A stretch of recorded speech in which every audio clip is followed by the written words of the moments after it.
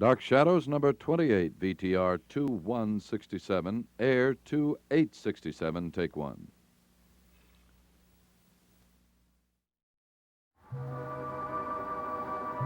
My name is Victoria Winters. These are strange days at Collinwood, days in which wonder and terror blend in equal amounts to create something that does not seem to be of this world. And for a young boy, the barrier between what is real and what is not rapidly disappears. Josette! Josette, please appear.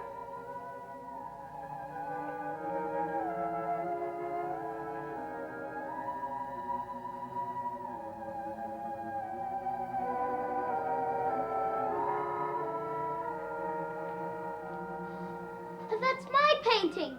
It's mine. David! David!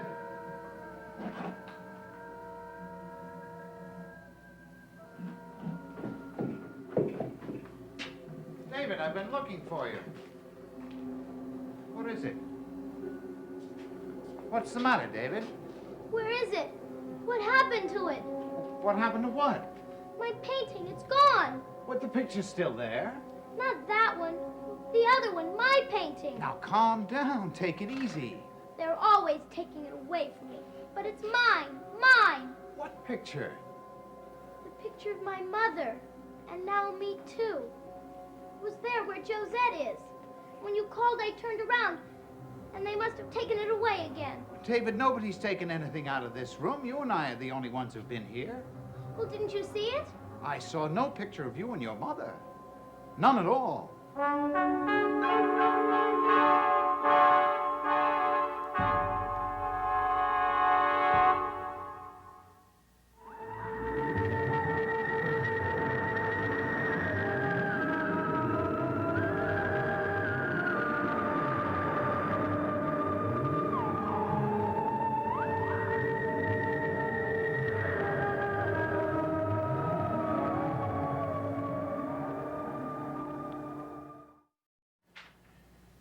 Must get hold of yourself.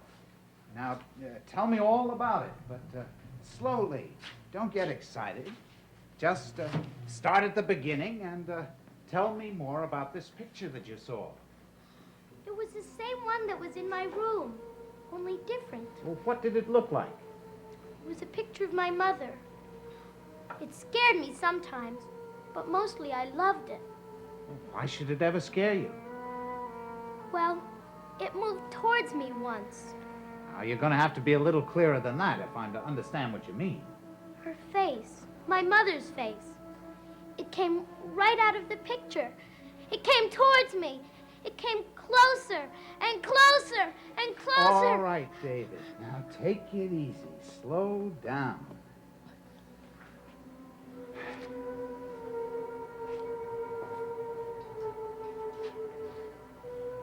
How do you feel now? Better, thanks. Well, why don't you tell me a little bit more about this picture? It was my mother, and there was a whole lots of fire all around her. Fire? Yes, behind her, all around her. It was like she was rising right out of the flames. I see. Is that all? There was one other thing. It looked like it wasn't finished. How do you mean? Well, there was a space that was empty. It was like something belonged there, but it was left out. But it was different today. In what way? The space was filled by me. I was in the picture with my mother. It was like the space had always been waiting for me, like I'd always been in there. Only I could never see it before. I can't do a thing. They're trying to tie my hands. Well, do you think it's any better for me? Nobody pays the slightest attention to my wishes. It's almost like being a poor relation. Well, we're just going to have to figure out a way to use it to our advantage. Yes, but how? Liz has these girls bound to her by a series of revolting promises. We'll find a way to get around them. Have you seen Carolyn? All of a sudden, she's a tycoon. It's as though they'd made a duplicate copy of Liz. Well, that's all right, as long as she's busy with the business. She won't be any trouble to us. The important thing is David. I've got to have more time in order to win him over. Well, what's stopping you? Vicky. Yes. I admit Liz has brainwashed her. Well, you've got to do something about it. You're David's father. What can I do? Liz isn't here, and she's in no condition to know who's doing what. I want my son. I want you to have him, but what's the next move? Getting around Vicky. I've already had an argument with her. About what? David, of course. As soon as I start to make any progress with him, she interferes. Well, certainly she can't prevent you from seeing the boy. No, I've been able to get around that. Well, you'll just have to be patient. Obviously, it's going to take you a little longer than you thought. I've asked Vicky to let him come here and spend the night. She refused. That's all I need, Roger. One night. One night alone with him, and you'll never be troubled by him again. Because he'll belong to me. Completely.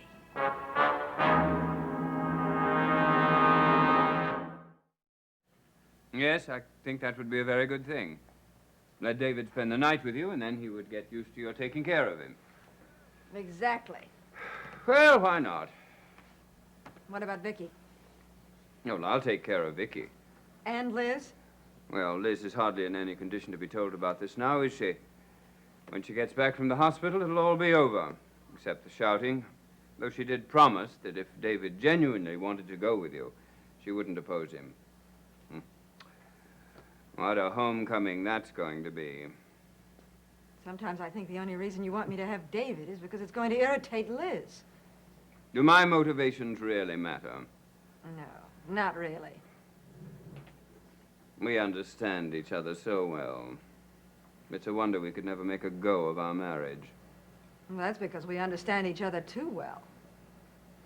It was because you encouraged other men that made me jealous. No, it didn't. That's not true at all. It hurt your pride. You only wanted me because Burke wanted me. And winning me was the only thing in which you ever beat him. Why did you want me? Because I thought I'd like the kind of life you could give me. I thought I'd enjoy being a Collins of Collinsport. And then, of course, we were accomplices at Burke's trial. Yes. Perjury does make strange bedfellows, doesn't it? Mother! I've got something tremendous to tell you. David, what is it? I saw my painting again. Painting? That's impossible. I did. Where? At the old house. I have told you 100 times not to go to that place alone. I wasn't alone. And Vicky shouldn't take you there either. I wasn't with Miss Winters. I was with Dr. Guthrie. What? He wanted to see the old house, and he wanted to see Josette. And did he? No, she wouldn't appear. And that's where you saw the picture of me down there? Yes, it was where Josette's is. What did Dr. Guthrie say about it? Well, he didn't see it. Well, if it was there, why didn't he? Well, I was standing in the room alone, and then he called me, and it disappeared. Well, how did you feel about that? I really felt awful. I felt even worse than when they first took it away from me. I felt like crying. I'm sure I would have if Dr. Guthrie hadn't been there. That settles it. I'm going to have a talk with the good doctor. It's not his fault. Where is he now? I guess he's at the old house. Well, that's where I'm headed for. Roger, Yes. did you mean what you said about arranging for David to spend the night here? I've already told you yes. Fine. That's all I wanted to know.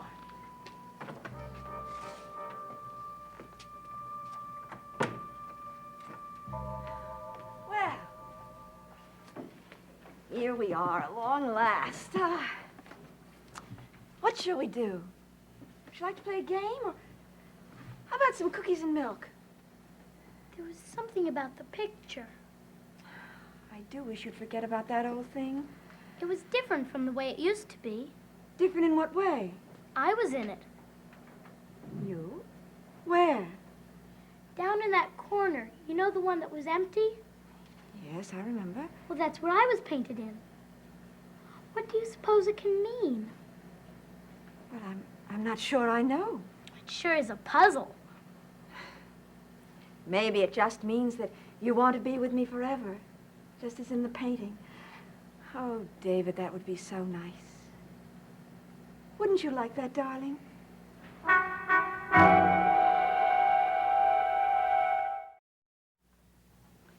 You would like to spend the night here, wouldn't you? I guess so. But what about my father? He's already given his permission for you to stay. I guess it doesn't matter very much to him anyway. Well, it matters a very great deal to me. In fact, I'd like to have you stay not just overnight, but always. That's a long time. Mm-hmm. It's a very long time.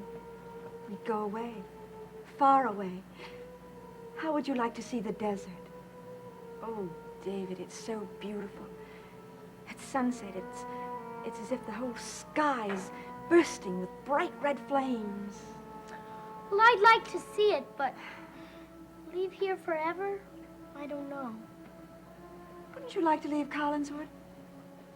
Oh, there's so many things to see, so much to do that you can't do here. There's a whole world. Well, I'd miss Aunt Elizabeth. Yes, but well, she has her child, Carolyn, and I'd like to have mine, you. But what about Miss Winters? What would become of her?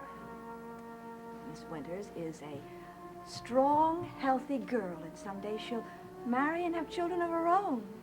But until then, she'll lose her job. She'll find another one, where there'll be another little boy that she'll have to love just as much as you. Not as much. Darling, it's her job. I still think she's my real friend. Well, of course she's your real friend. She has to be the real friend of any little boy that she's hired to take care of. But I still think she likes me more than anybody else. Well, let's not talk about it anymore.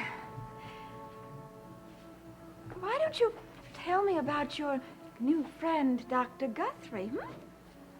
Well, he's very nice, but he's not so smart.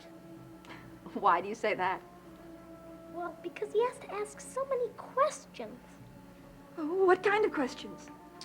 Oh, about Collinwood and the old house and everybody who's ever lived here. He was very interested in your picture. He was? Yes, a lot. I wonder what he wants to know. I think everything. Dr. Guthrie certainly is very curious. I don't know why. Why is he so interested in the old house? I don't know. I don't understand some people. I don't either. I don't understand it at all.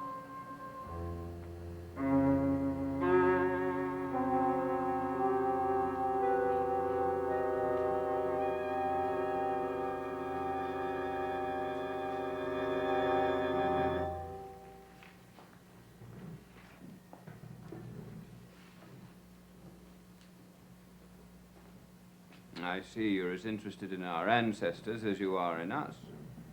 Sometimes a bit more. Well, the place is crawling with them. Ancestors, ancestors, wherever you look. Yes, you certainly have a fascinating set of forebears. I did not, however, come here to discuss them. I came to discuss my son. I do not want you to be around him. Oh? Why not? David is a very high-strung boy. He's given to all manner of fantasies. We've done our best to try to discourage him, and you are encouraging him. In what way? You know very well in what way, all this business about Josette and the portrait. It's all in his mind, and you make him dwell on it. Well, that may be the best way to get it out of his mind. Let him understand it fully. I'm the judge of what's best for David. He's my son. I'm only trying to get at a few facts. But these are not facts. They're figments of his imagination. You're in no position to be certain of that. I'm in a position to know this much. I'm David's father, his legal guardian. Me, not my niece, or my sister, or anyone else. And as long as that is the case, you will not see him.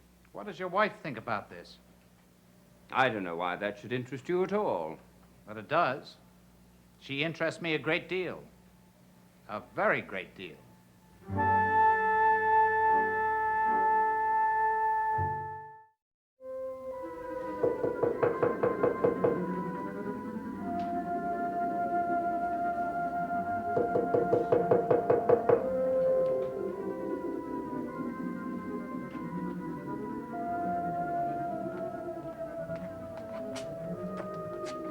Mrs. Collins? Yes.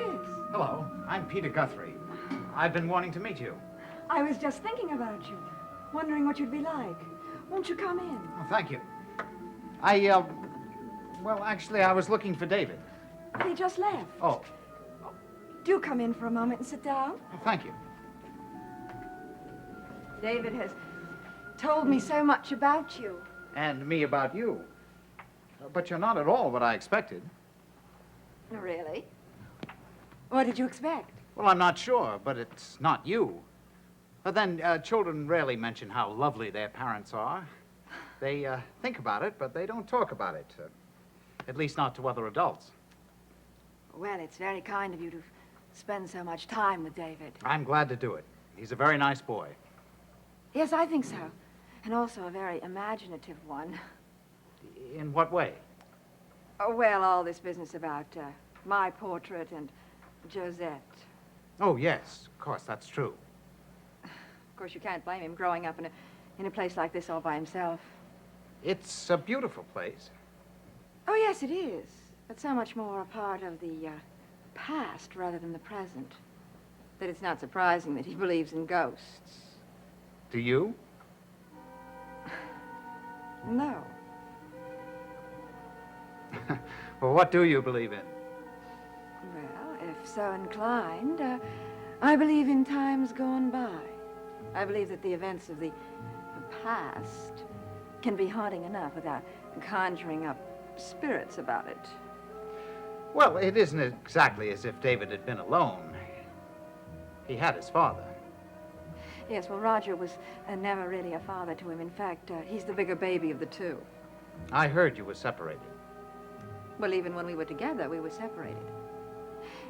You see, I had a great rival for Roger's affections. Roger himself. He won out. I never could think as much of him as he thought of himself. I don't know why I'm telling you all this. I'm interested. Perhaps it's because I would like for us to be friends. Well, I would like that too. Well, then, shall we make a stab at it? Yes, let's. For David, if for no other reason. I think you're right. He has very few people in this world. Of course, there's your sister-in-law, Mrs. Stoddard. Yes. She's raised a child of her own, of course, and I don't think that she had the patience to start all over again with mine. You sound as if you're not too fond of her. Well, I tried very hard to be fond of her in the beginning, but she wouldn't let me. You see, she didn't think that I was good enough for Roger. No, that's not quite right. Roger didn't count. Actually, she didn't think I was good enough to be a Collins.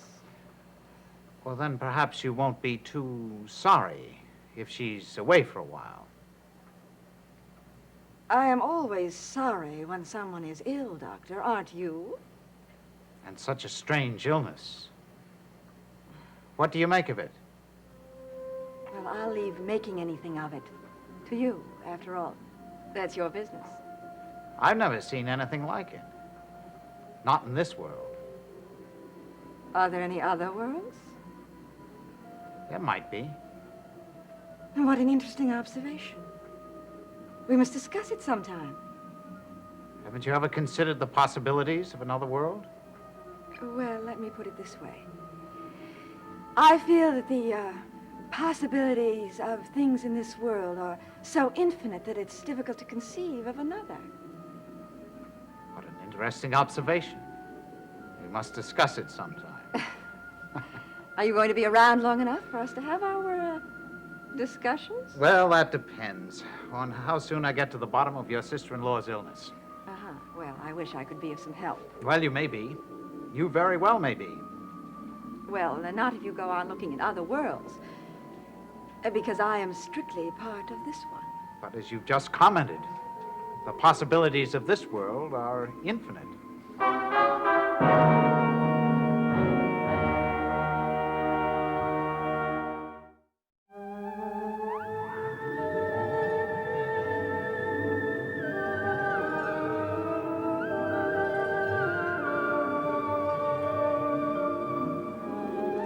Samuel Goldwyn presents Guys and Dolls, starring Frank Sinatra, Marlon Brando, Gene Simmons, and Vivian Blaine, tonight in color here on ABC. Dark Shadows is a Dan Curtis production.